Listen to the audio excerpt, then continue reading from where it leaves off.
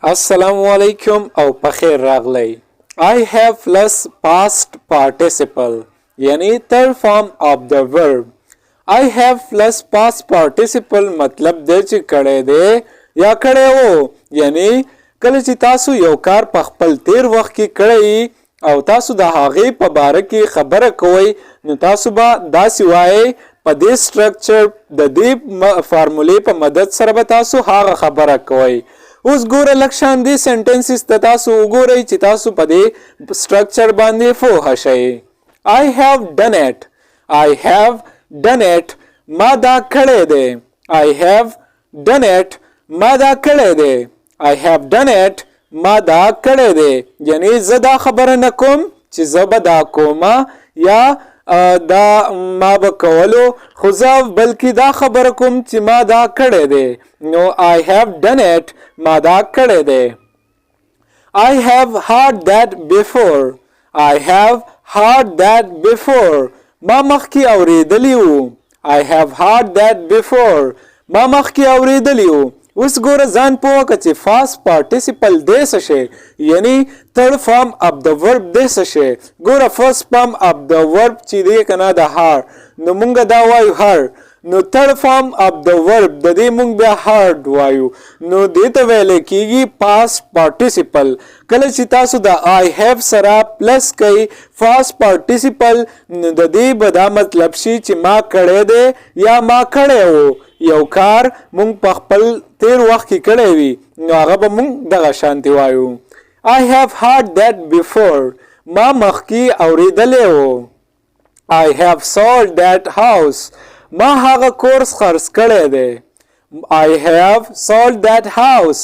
ما هغه کورس خرڅ کړی دی. I have sold that house. ما هغه کورس خرڅ کړی دی. I have purchased a computer. I have purchased a computer. ما یو کمپیوټر اخیستی دی. I have purchased a computer. ما یو کمپیوټر اخیستی دی.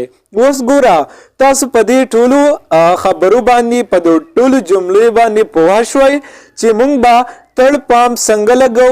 ګوره د هر یو ورډ چې دی تھرډ فارم وي لکه د هر تھرډ فارم شو هارد د سیل تھرډ فارم شو سولډ د پرچیز تھرډ فارم شو پرچیزډ. نو دا چې کله هم تاسو د آی هیو نه بعد تھرډ فارم اف د ورب ولګوئ نو د دې خبرې د دې جملې مطلب به دا شي چې ما کړی دی یا ما کړی وو. اوس بیا هم په د دې په تعریف باندې ځان پوه کوئ چې ستاسو په ذهن کې دا خبره بیا کینی. کله چې تاسو یو کار په خپل تیر وخت کې کړی نو تاسو به داسې وایئ چې آی هیو پلس فاست پارټیسیپل نو د دې مطلب به وي چې ما په تیر وخت کې دا کار کړی دی. ما په تیر وخت کې دا کار پوره کړی دی یا ما په تیر وخت کې دا کارونه کړي ول. نو د هغې ټولو خبرو د اظهار دپاره به مونږ دا فارموله استعمالو دا سټرکچر به استعمالو.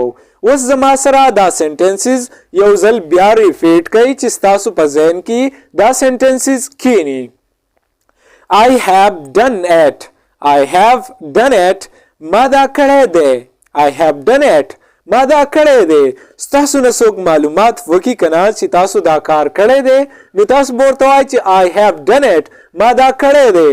یا تاسو ته داسې ووایي چې تاسو به دا کار کوئ نو تاسو ورته وایئ چې I have done it. ما دا کړی دی. I have heard that before. I have heard that before. ما مخکې اورېدلی وو. I have heard that before. ما مخکې اورېدلی وو. I have heard that before. ما مخکې اورېدلی وو یعنی دا سانګ مې اورېدلی وو دا سندره مې اورېدلې وه نو اوس زه نه اورم دا ما مخکې اورېدلې ده. I have heard that before. I have sold that house. I have sold that house. ما هغه کور خرڅ کړی دی. I have sold that house. ما هغه کور خرڅ کړی دی. زه اوس د هغې کور مالک نه یم. I have sold that house. ما هغه کور خرڅ کړی دی. I have purchased a computer. ما یو کمپیوټر اخیستی دی. I have purchased a computer. ما یو کمپیوټر اخیستی دی. I have purchased a computer. ما یو کمپیوټر اغیسته دی. اوس به دې تاسو لږ شانتي سنټنسز جوړ کړئ. تاسو به په دې سټرکچر باندې جملې جوړ کړئ. سوچ به وکړئ چې تاسو په خپل تیر وخت کې کم کم کارونه کړي وي نو د هغې په باره کې به تاسو اوس سنټنسز تیار کړئ او ما ته به په کمنټ کې سینډ کړئ.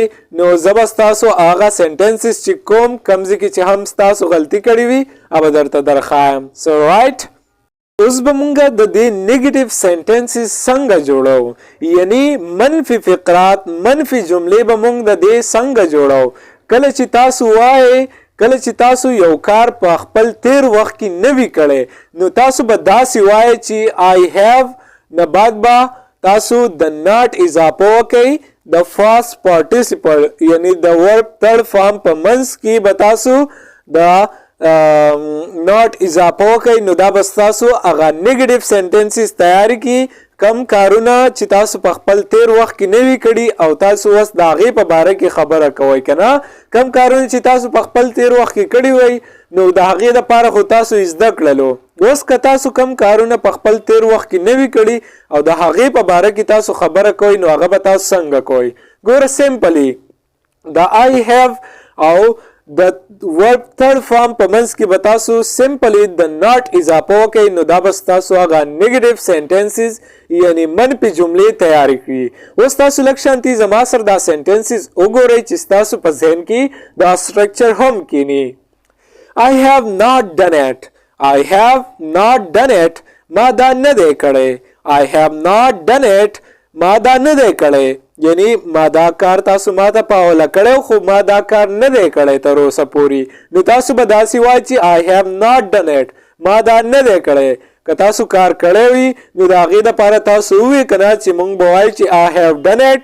اوس چې کم تاسو وایئ چې ما دا نه دی کړی نو تاسو به وایئ سمپلی I have not done it. ما دا نه دی کړی. I have not heard that before. ما دا مخکې نه دی اورېدلی. I have not heard that before. ما دا مخکې نه دی اورېدلی. I have not heard that before. ما دا مخکې نه دی اورېدلی. تاسو چې کوم سانګ زما سره شیر کو تاسو چې کوم سانګ ما ته را سینډ کړلو دا ما مخکې نه دی اورېدلی. دا زما فرست ټایم و چې ما دا سانګ واورېدو او ډېر زیات کمفرټیبل و ډېر زیات ښکلی و. I have not heard that before. I have not heard that before. ما دا مخکې نه دی اورېدلی. I have not sold that house. ما هغه کورس نه دی خرڅ کړی. I have not sold that house. ما هغه کور نه دی خرڅ کړی. I have not sold that house. ما هغه کور نه دی خرڅ کړی. I have not purchased a computer. ما کمپیوټر نه دی اخیستی. I have not purchased a computer. ما کمپیوټر نه دی اخیستی. I have not purchased a computer. ما کمپیوټر نه دی اخیستی. اوس خو تاسو په ذهن کې دا خبره کېناستله چې موږ به څنګه د دې نیگیټیو سنټنسز جوړو یعنی منفي جملې به موږ د دې سټرکچر څنګه جوړو. که موږ چاته وایو چې موږ په تیر وخت کې دا کار نه دی کړی نو هغه به موږ څنګه وایو. سمپلی به موږ د I have او د third form of the verb یعنی د verb third form او د have په منځ کې به موږ د not اضافه وکړو صرف not به ولګو نو دا زموږ هغه نیگیټیو سنټنسز به تیارې کړي.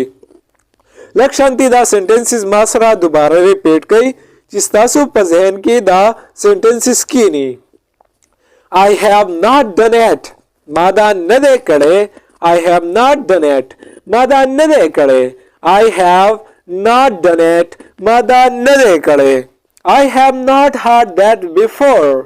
I have not heard that before. ما دا مخکې نه دی اورېدلی. اوس که تاسو دا I have not په شارټ فارم کې وایئ یعنی په سپوکن انګلیش کې وایئ نو هغه به تاسو بیا داسې وایئ چې I haven't heard that before.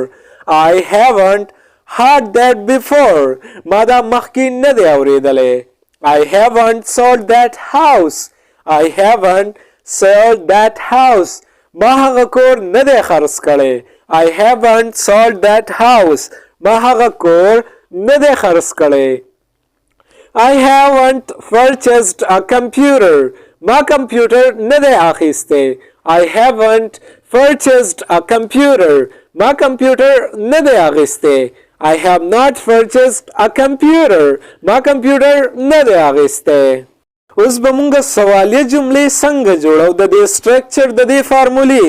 کله چې تاسو د یو چا نه پوښتنه کوئ چې آیا تاسو یو کار په خپل تیر وخت کې کړی دی نو هغه به تاسو په دې لاندې فارموله باندې وایئ. ګوره ډو به ولګوئ یا ډز به ولګوئ بیا به پلس سبجیکټ. سبجیکټ کې به زمونږ سره څه راځي لکه آی هی شي ایټ دی وی یو دا زمونږ سره سبجیکټ دی مونږ به دا استعمالو. have به او پلس د ورب تھرډ فارم بشي یا تاسو د ډو یا ډز په ځای باندې د هیو استعمال هم کولای شئ.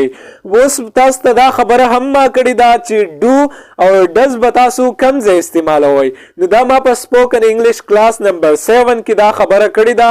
که تاسو هغه نه وي کتلی نو هغه وګورئ تاسو به بیا په دې سټرکچر باندې پوه شئ. اوس لږ شانتې دې سینټنسز ته وګورئ چې ستاسو په ذهن کې دا خبره کینی. have you done it? have you done it? آیا تاسو دا کړی دی؟ I have you done it? آیا تاسو دا کړی دی؟ کله چې موږ د چا نه پوښتنه کوو که نه چې have you done it آیا تاسو دا کړی دی نو موږ به داسې وایو ښه have you done it آیا تاسو دا کړی دی. have you heard that before? آیا تاسو دا مخکې اورېدلی دی؟ have you heard that before? آیا تاسو دا مخکې اورېدلی دی؟ have you heard that before? آیا تاسو دا مخکې اورېدلی دی؟ have you sold that house? تا هغه کور خرڅ کړی دی؟ have you sold that house? تا هغه کور خرڅ کړی دی؟ have you purchased a computer? have you purchased a computer? آیا تاسو کمپیوټر اخیستی دی؟ have you purchased a computer? آیا تاسو کمپیوټر اخیستی دی؟ اوس ګوره په دې سټرکچر کې خو زه دا خبره نه کوم که نه چې آیا ته به کمپیوټر اخلي یا ته به دا سیز اخلي یا آیا ته به دا کار کې بلکې زه دا خبره کوم چې آیا تا دا کار کړی دی یا تا دا کار کړی و یعنی د تیر وخت په باره کې زه د چا نه پوښتنه کوم نو هغه به زه په دې سټرکچر په دې فارموله او په دې طریقه باندې کوم. اوس لږ شانتې دا سینټنسز زما سره ریپیټ کړئ چې ستاسو په ذهن کې دا خبره هم کینی. have you done it آیا تاسو دا کړی دی؟ have you done it آیا تاسو دا کړی دی؟ کله چې هم موږ د چا نه تپوس کوو پوښتنه کوو چې آیا تاسو دا کار کړی دی نو موږ به ورته داسې وایو چې have you done it آیا تاسو دا کړی دی؟ have you done it آیا تاسو دا کړی دی؟ have you heard that before? have you heard that before? آیا تاسو دا مخکې اورېدلی دی؟ کله چې یو سانګ مطلب تاسو د چا سره شیر کوي یو سانګ تاسو د چا سره شیر کوي او بیا د هغه نه پوښتنه وکړئ چې څو ورځې بعد تاسو پوښتنه وکړئ چې آیا تاسو دا سانګ اورېدلی و یا تاسو دا سانګ اورېدلی دی نو هغه به تاسو داسې وایئ have you heard that before آیا تاسو دا مخکې اورېدلی دی. have you sold that house? have you sold that house? تا هغه کور خرڅ کړی دی؟ have you sold that house? تا هغه کور خرڅ کړی دی؟ have you sold that house? تا هغه کور خرڅ کړی دی؟ have you purchased a computer? آیا تاسو کمپیوټر اخیستی دی؟ have you purchased a computer? آیا تاسو کمپیوټر اخیستی دی؟ اوس په دې باندې هم ځان پوه کړئ چې موږ به ډز او ډو په کم ځای کې استعمالو او د څه دپاره به استعمالو. ګوره ډو به مونږه د پلورل سبجیکټ دپاره استعمالو یعنی د جمع دپاره به استعمالو لکه یو دی وی عاصم اینڈ قاسم یا فضل احد اینڈ فرحاد د دې دپاره به مونږه څه استعمالو د دې دپاره به مونږه ډو استعمالو او د آی دپاره به هم مونږه ډو استعمالو. اوس د سنګولر سبجیکټ دپاره به مونږه ډز استعمالو لکه هی شي ایټ عاصم فرحاد ډاکټر چې کله هم سنګولر سبجیکټ وي نو د هغې دپاره به مونږه داس does استعمال کو. do بمونگا د plural subject د پاره استعمالو او does بمونگا د singular subject د پاره استعمالو. right نو اوس به تاسو داسې sentences تیار کړئ او تاسو به د خلکو نه پوښتنه کوئ چې آیا تاسو دا کار کړی دی. یعنی کله چې تاسو د یو چا نه پوښتنه کوئ چې آیا تاسو یو کار په خپل تیر وخت کې کړی دی نو د هغې په باره کې به اوس تاسو 3-4 sentences تیاری کړئ او ماته به په کمنټ کې ولیکئ. زه به هغه ګورم کوم ځای کې تاسو غلطي کوئ نو هغه غلطي به درله زه امپروف کوم. رایټ اوس په دې هم ځان پوه کړئ چې تاسو به هیز کوم ځای استعمالوئ او هیو به تاسو کوم ځای استعمالوئ. ګوره د سنګولر سبجیکټ دپاره به تاسو هیز استعمالوئ. کله چې یو سنګولر سبجیکټ وي سبجیکټ تاسو ته ما ویلي ول چې سبجیکټ څه ته وایي هی شي ایټ فرهاد آی یو دی وی دا ټول چې دی دا زموږ سره په سبجیکټ کې راځي. نو ګوره د سنګولر سبجیکټ دپاره به تاسو هیز استعمالوئ او د فلورل سبجیکټ دپاره به تاسو هیو استعمالوئ. نو هغه به بیا ستاسو هغه سنټنسز چې دي هغه به کریکټ تیاریږي. اوس ګوره تاسو لږ شانتې د اګزامپل ته وګورئ چې تاسو به په دې باندې پوه شئ چې تاسو به هیز د پسه کې استعمالوئ او هیو به تاسو په کم حالات کې استعمالوئ. ګوره هی شي ایټ فرهاد ډاکټر فادر د دې دپاره به تاسو د هیز استعمال کوئ. لکه فار ایگزامپل هی هیز she has, it has, فرهاد has, doctor has, father has. د دې دپاره به تاسو د هیز استعمال کوئ. خو کله چې پلورل سبجیکټ وي یعنی جمع وي د ډیرو دپاره مونږه خبره کوو نو د هغې دپاره به مونږه هیو استعمالو. لکه I have, you have, they have, فرهاد and وقاص have, birds have, sheep have. د دې دپاره د داسې قسم سبجیکټ دپاره به تاسو د هیو استعمال کوئ. نو اوس پوه شوئ لږ شانتې بیا غوږ کېدئ. ګوره د هی شي ایټ فرهاد ډاکټر فادر کله چې هم سنګولر سبجیکټ وي د هغې دپاره به تاسو د هیز استعمال کوئ. خو کله چې سبجیکټ پلورل شي یعنی د جمع شي نو د هغې دپاره به تاسو د هیو استعمال کوئ. لکه I, you, they, we, فرهاد and وقاص, birds, sheep د دې لپاره به تاسو د هیو استعمال کوئ. نو دا زموږ نننی کلاس امید ده چې ستاسو به خوښ شوی. انشاءالله په نیکسټ کلاس کې به میلاویږو. تھینکس فار واچینګ د ویډیو.